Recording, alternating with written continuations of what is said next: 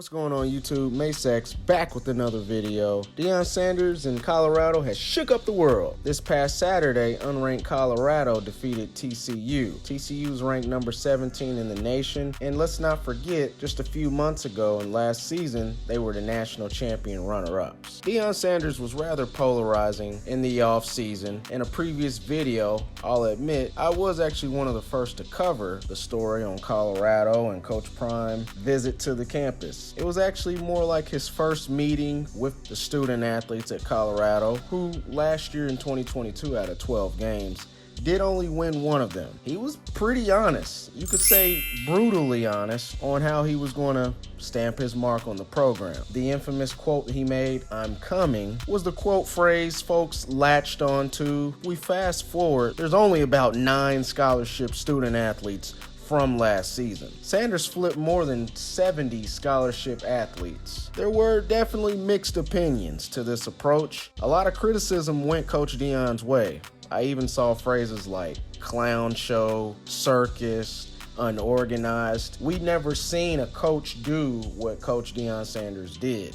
So, of course, people generally fear the unknown. In the post-game interview after the TCU game, immediately following, Deion Sanders said, "I got all my receipts," which that's a statement to all the naysayers, the social medias, everyone with TV platforms who doubted or talked negatively about Coach Prime and how he handled business over the offseason. Man, Shedeur Sanders, Travis Hunter, Dylan Edwards. These guys, and Colorado as a whole, came to play, and they made that be known pretty early on in the game against TCU, which I watched live. Starting with Dylan Edwards, a true freshman from the 2023 class, according to 24/7, was a 4-star recruit with a composite score of .9310, balled out in his first collegiate game, 135 receiving yards, 3 receiving touchdowns, and also added another touchdown on the ground, giving him a total of 4 touchdowns. The first thing that I came away with was, damn, this dude is electric, fast,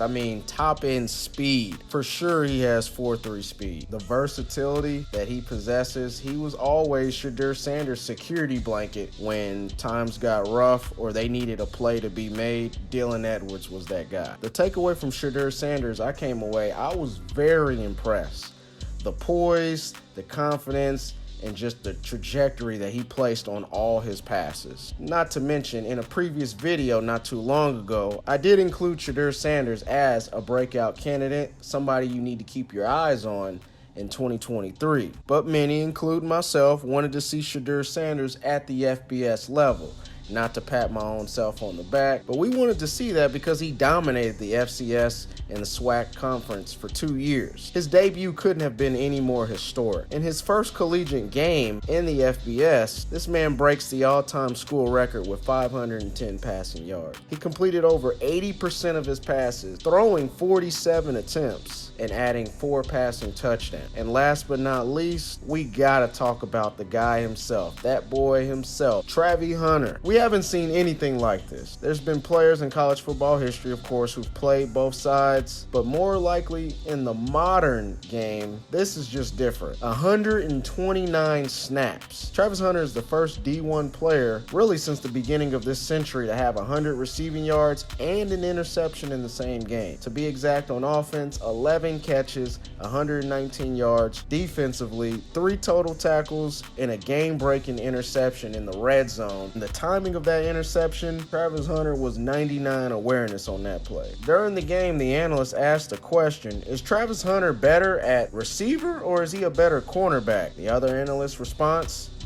I truly don't know, and that's a testament to how good Travis Hunter is on both sides. I don't know either. He's just a game breaker on both. Now, if we rewind a little bit, Travis Hunter was the #1 player coming out of his class back in 2022. As a #1 player, he chose to pass over Florida State, his original commitment, and join Deion Sanders at FCS level at Jackson State. A lot of people did not like this. People were head scratching, but that just showed the trust and faith that Travis Hunter had in Deion Sanders and saying, I'm following that guy. Now, when Deion Sanders this past offseason left to Colorado, we knew the writing was on the wall, that Travis Hunter was also going to go. The bond that these two have is very apparent. It's like a father-son relationship. Now, yes, I understand some of y'all are saying, Colorado, Mace, relax, it's just one game. And I'll say to y'all, I get it. But we got to remember, Colorado opened as a 20.5 point underdog to TCU. And at the very least, I think you guys now know that these boys are for real and they're coming to play.